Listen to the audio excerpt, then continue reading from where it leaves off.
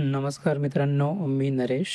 Invest with Naresh या आपल्या YouTube चॅनलमध्ये सर्वांचं हार्दिक स्वागत आहे. तर मित्रांनो, आजची जी व्हिडिओ जी होणार आहे आपली ती खूप महत्त्वाची व्हिडिओ आहे. कारण आपण बघितलं असेल काही दिवसांपूर्वी आपले देशाचे पंतप्रधान अ, सन्माननीय नरेंद्रजी मोदी यांनी अ, भारतीयांना नागरिकांना काही आवाहनं केलेली होती. सोन्यासंदर्भात. तर त्याविषयी आपण ही व्हिडिओ आज इथे बनवत आहोत. तर व्हिडिओ जी आहे ती खूप महत्त्वाची व्हिडिओ आहे. तर व्हिडिओ जी आहे ती शेवटपर्यंत नक्की बघा मित्रांनो. अ, तसेच जर तुम्ही या चॅनलवरती नवीन असाल तर चॅनलला सबस्क्राईब करायला विसरू नका. व्हिडिओ जी आहे ती आवडली तर नक्कीच लाईक करा. तर चला मित्रांनो, आपण या महत्त्वाच्या व्हिडिओला सुरुवात करूया. तर आपण बघितलं असेल तर काही दिवसांपूर्वी नरेंद्र मोदी यांनी भारतीय नागरिकांना सोन्यासंदर्भात काही आवाहनं केलेली होती. तर सोन्याबद्दलचे जे हे सर्व मोठे आव्हान मानलं जात आहे. कारण भारतीय अर्थव्यवस्था जी आहे, तर त्या संदर्भात हे आवाहन जे आहे ते पंतप्रधानांनी केलेलं होतं. तर या व्हिडिओच्या माध्यमातून आपण काही महत्त्वाचे मुद्दे जे आहेत ते पाहणार आहोत. तर जर आपण बघितलं तर भारत हा जगातील सर्वाधिक खरेदी करणाऱ्या देशांपैकी एक आहे. जर आपण बघितलं तर भारतीय जे आहेत ते सोनं जे आहे ते खरेदी करण्यावरती भरपूर विश्वास ठेवतात. कारण भारतीय संस्कृतीमध्ये जर आपण बघितलं तर सोन्याला केवळ दागिना म्हणून नव्हे तर एक सुरक्षित गुंतवणूक आणि संपत्तीचे प्रतीक म्हणून मानले जाते. आपण जर बघितलं तर आपले जे पूर्वज आहेत, आपले जे जुने लोकं होते घरातील, तर त्यांनी सोन्याला खूप महत्त्व दिलेले आहे. त्यांनी पूर्वीपासूनच सोने खरेदीवरती अ, अ, असेल किंवा एक गुंतवणूक म्हणून सोन्याकडे आपले जे पूर्वज आहेत त्यांनी पाहिलेलं आहे. तर मात्र आता जी सध्याची जी जागतिक आर्थिक परिस्थिती जी आहे, ती जर आपण बघितली तर आर्थिक परिस्थितीमुळे जागतिक आर्थिक परिस्थितीमुळे आणि वाढत्या आयात खर्चामुळे पंतप्रधान नरेंद्र मोदी यांनी नागरिकांना सोन्याबाबत संयम बाळगण्याचे आवाहन केलेले आहे. तर त्यामध्ये काही महत्त्वाचे पॉइंट्स जे आहेत, ते आपण पाहणार आहोत. तर मित्रांनो, नरेंद्र मोदी यांनी हे आवाहनं जे आहेत, काय केले होते, तर त्याच्यातली प्रमुख जे महत्त्वाचे मुद्दे आहेत, ते आपण या व्हिडिओच्या माध्यमातून पाहणार आहोत. तर सोन्याबाबत जे आवाहन केलं होतं नरेंद्र मोदी यांनी भारतीय अर्थव्यवस्था आणि नागरिकांना जो संदेश दिला गेला होता, तर त्यामध्ये काही महत्त्वाचे मुद्दे आहेत, ते आपण पाहतोय. तर त्यामध्ये सगळ्यात आपण पहिला विभाग घेतला आहे, तर तो म्हणजे प्रमुख विधान आणि सध्याची स्थिती. तर त्यामध्ये नरेंद्र मोदी यांनी सांगितलं होतं, की अनावश्यक सोने खरेदी जी आहे, ती टाळा म्हणून त्यांनी सांगितलं होतं. तर पुढील काही काळ सोन्यावरील जो खर्च आहे, तो मर्यादित ठेवणे गरजेचं आहे. सध्या जर आपण बघितलं तर भारतामध्ये लग्नसराई चालू आहे. बऱ्याच ठिकाणी लग्न होत आहेत. घरातील काही कार्य असतील, तर त्यामध्ये सोन्याचा वापर केला जातो. तर अशा बऱ्याच ठिकाणी भारतामध्ये जे आहे ते सोन्याला प्राधान्य दिलं जात आहे. पण परंतु सध्या जे आपले जे पंतप्रधान आहेत त्यांनी सांगितलेलं आहे, की पुढे काही दिवस, काही काळ जो आहे तो सोन्यावरील खर्च मर्यादित ठेवणं गरजेचं आहे. तर यामागचं बोलण्याचं कारण हे आहे, की आपण जे सोने खरेदी करतो, हे सोने जे आहे ते भारतामध्ये बनवलं जात नाही. तर ते जे आहे ते बाहेरच्या देशामधून इथे आणलं जातं. तर त्यामुळे नरेंद्र मोदी यांनी काही काळ जे आहे ते सोने जे आहे ते खरेदी करण्यावरती मर्यादा ठेवणे गरजेचं आहे असं सांगितलं आहे. कारण आपण जे सोने खरेदी करतो ते त्याचं जे ट्रान्झॅक्शन जे होतं ते रुपयामध्ये होत नाही, तर ते होतं डॉलर्समध्ये. तर त्यामुळे डॉलरची जी किंमत आहे ती वाढते आणि रुपया जो आहे तो जो जो आपला आहे तो कमकुवत होत चाललेला आहे मित्रांनो. कारण रुपयाची जी किंमत आहे ती पूर्ण डाऊन होत चालली आहे. तर त्यामुळं हे आवाहन केलेलं आहे. त्यानंतर आर्थिक दबाव. आर्थिक दबाव म्हणजे याच्यामध्ये जर आपण बघितलं तर तेल आणि सोन्याचा प्रचंड आयातीमुळे परकीय चलन साठ्यावर ताण येत आहे. म्हणजे जे फॉरेक्स रिझर्व्ह जे आहे, तर त्यावरती ताण येत आहे. तेल झालं, सोने झाले, हे जे आहे ते आपण बाहेरच्या देशामधून मागवतो. सध्याची जर परिस्थिती आपण बघितली तर सध्या इराण, इस्रायल आणि अमेरिका यांमध्ये युद्धजन्य परिस्थिती निर्माण झाली होती. बरोबर. तर तेव्हा भारतामध्ये काही ठिकाणी म्हणजे जवळपास पूर्ण भारतातच तेलाचा जो आहे तो साठा जो आहे तो किरकोळ होता. ते जर आपण पेट्रोल बघत असेल, डिझेल बघत असेल, तर त्यामध्ये आपल्याला काही ठिकाणी तर पेट्रोल, डिझेल भेटतसुद्धा नव्हतं.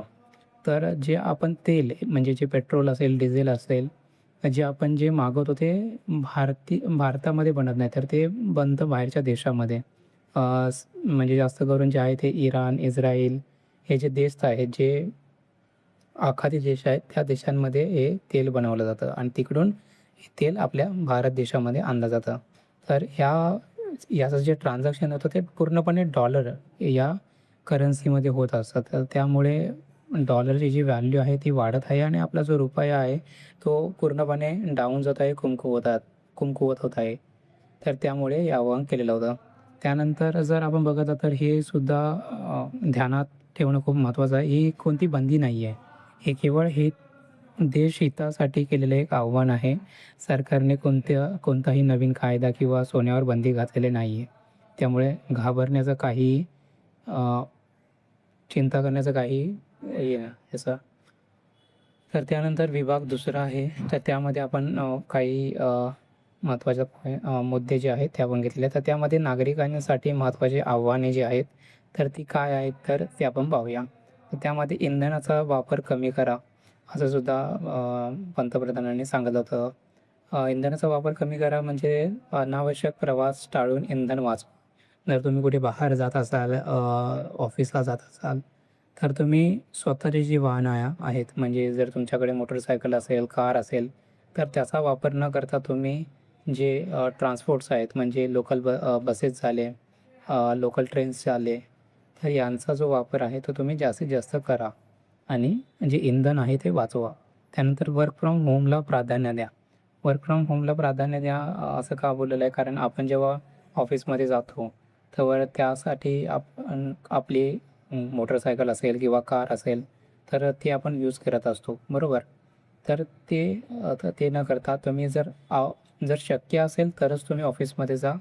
जर अनावश्यकच असेल तर तुम्ही घरून सुद्धा काम करू शकता. तर त्याला तुम्ही प्राधान्य द्या, असं पंतप्रधानांनी सांगितलेलं आहे. त्यानंतर परदेश प्रवास टाळा.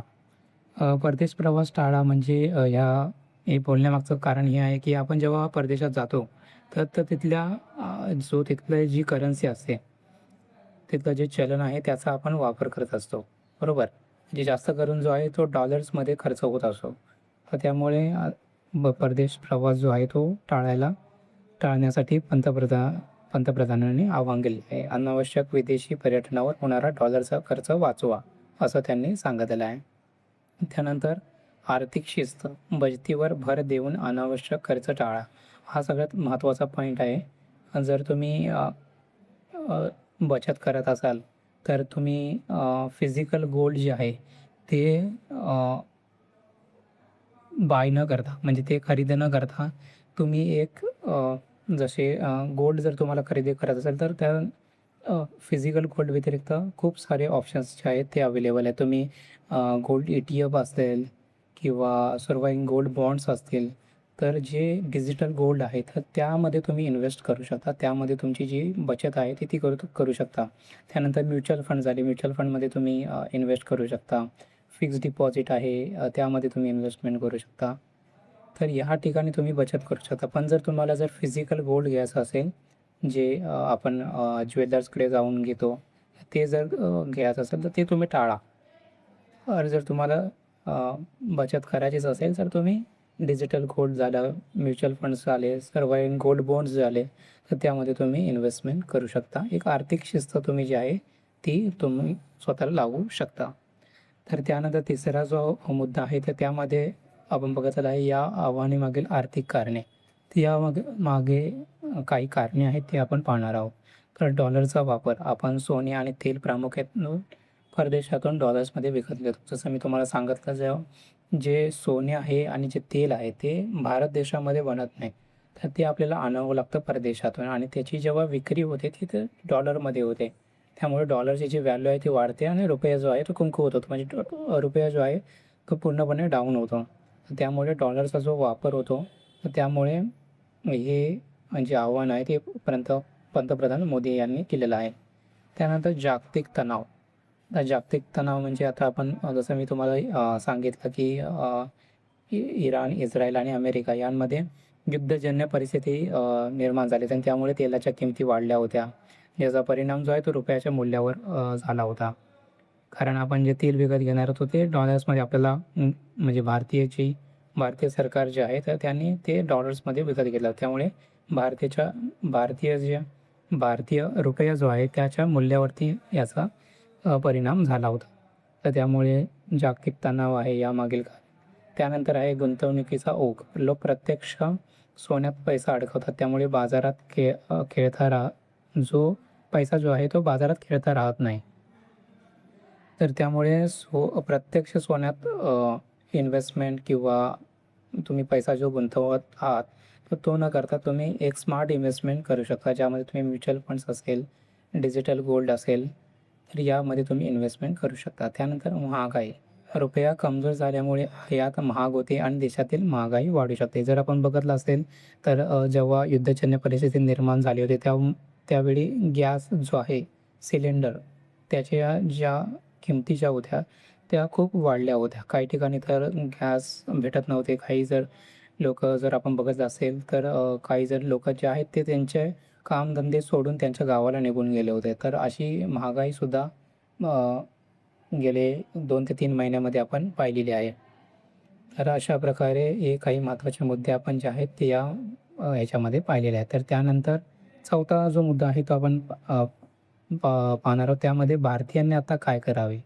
तर त्याच्यामध्ये स्मार्ट गुंतवणूक सांगितलेली आहे. तर जे आव्हान पंतप्रधानांनी केलेलं आहे तर त्यामध्ये घाबरून जायचं काही कारण नाही आहे. तुम्ही जे आहेत ह्याच्यामध्ये काही महत्त्वाचे मुद्दे आहेत ते तुम्ही लक्षात ठेवले पाहिजे. पारंपरिक पर्याय त्यामध्ये तुम्ही मुदत ठेव म्हणजे फिक्स्ड डिपॉझिट झाले, आपत्कालीन निधी, इमर्जन्सी फंड झाला तर त्यामध्ये तुम्ही तुमची जी इन्व्हेस्टमेंट आहे, गुंतवणूक जी आहे ते तुम्ही करू शकता. त्यानंतर बाजार आधारित गुंतवणूक जसं मी तुम्हाला सांगितलं SIP झालं, म्युच्युअल फंड झाले, फ्लेक्झी कॅप आणि हायब्रिड फंड जे आहेत म्हणजे एक प्रकारची म्युच्युअल फंड इन्व्हेस्टमेंट जी आहे ती तुम्ही करू शकता. त्यानंतर सोन्यातील स्मार्ट गुंतवणूक त्यामध्ये सांगत होतो मी तुम्हाला गोल्ड ETF बोललो होतो, डिजिटल गोल्ड बोललो होतो किंवा सर्वांगीण गोल्ड बॉन्ड्स असतील तर त्यांचा वापर करून तुम्ही सोन्यामध्ये स्मार्ट गुंतवणूक करू शकता. तुम्हाला फिजिकल गोल्ड जे प्रत्यक्ष सोने जे आहे ते खरेदी करायची कोणतीही गरज नाही आहे. तुम्ही गोल्ड ETF, डिजिटल गोल्ड किंवा सर्वांगीण गोल्ड बॉन्ड्स जे असतील त्यामध्ये तुम्ही इन्व्हेस्टमेंट करू शकता. कर्ज टाळा म्हणजे सोने खरेदी करण्यासाठी कर्ज घेणे पूर्णपणे टाळावे. काही लोकं सोने खरेदी करण्यासाठी कर्ज घेतात आणि ते जे प्रत्यक्ष सोने आहे ते खरेदी करतात. तर ते जे आहे ते पूर्णपणे टाळण्याचं जे आव्हान आहे ते मोदी यांनी केलेलं आहे. तर हे सर्व जे 4 मुद्दे आहेत ते सगळ्यात महत्त्वाचे मुद्दे होते. तर या व्हिडिओच्या माध्यमातून आपण हे जे 4 मुद्दे आहेत ते आपण तुमच्यासमोर मी हे मुद्दे मांडलेले आहेत. तर जर आपण बघितलं तर हे कोणत्याही बंदीचे संकेत नाही. देशाच्या आर्थिक स्थैर्यासाठी केलेले एक सावधगिरीचे आव्हान आहे. त्यामध्ये तुम्ही संयम, योग्य आर्थिक नियोजन आणि स्मार्ट गुंतवणूक हेच आपले भविष्य सुरक्षित करू शकतात. तर त्यामुळे तुम्ही जर इन्व्हेस्टमेंट जर करत असाल तर खूप चांगली गोष्ट आहे. तर त्यामध्ये तुम्ही म्युच्युअल फंड्स, SIP असेल, लमसम इन्व्हेस्टमेंट असेल तर यामध्ये तुम्ही गुंतवणूक करू शकता. जर तुम्हाला गोल्डमध्ये जर इन्व्हेस्टमेंट करायचं असेल तर तुम्ही गोल्ड ETF असतील, त्यानंतर डिजिटल गोल्ड असेल, सर्वायवल गोल्ड बॉन्ड असतील तर त्यामध्ये तुम्ही इन्व्हेस्टमेंट तुमची जी गुंतवणूक आहे ती तुम्ही करू शकता. प्रत्यक्ष गोल्डमध्ये इन्व्हेस्टमेंट करायची काहीही गरज नाही आहे. तर मित्रांनो या सर्व मुद्द्यांसाठी आपण ही व्हिडिओ बनवलेली होती. तर घाबरून जायचं कोणतंही कारण नाही आहे. तर त्यानंतर मित्रांनो आपण नक्कीच अजून काही महत्त्वाचे जर मुद्दे असतील तर त्यावरती आपण व्हिडिओ नक्की बनवणार आहोत. तर व्हिडिओ जे आहे ते मित्रांनो जर आवडले असेल तर नक्कीच लाईक करा. त्यानंतर हे जे आव्हान नरेंद्र मोदी यांनी जे केलेलं आहे त्याबद्दल तुमच्या काही प्रतिक्रिया असेल तर कमेंट बॉक्समध्ये नक्की सांगा. आणि जर तुम्ही चॅनल अजूनही सबस्क्राईब केलेलं नसेल तर या चॅनलला नक्की सबस्क्राईब करा आणि अशा नवीन व्हिडिओसाठी, अशा इन्फॉर्मेटिव्ह व्हिडिओसाठी हे चॅनल तुमच्यासाठी खूप महत्त्वाचे आहे मित्रांनो. तर तुमचा जो वेळ आहे तो मी दिल्याबद्दल खूप खूप धन्यवाद. अशाच ज्या व्हिडिओ आहेत ते तुम्हाला लवकरच आपल्या या चॅनलवरती बघायला भेटतील. तर तोपर्यंत धन्यवाद मित्रांनो.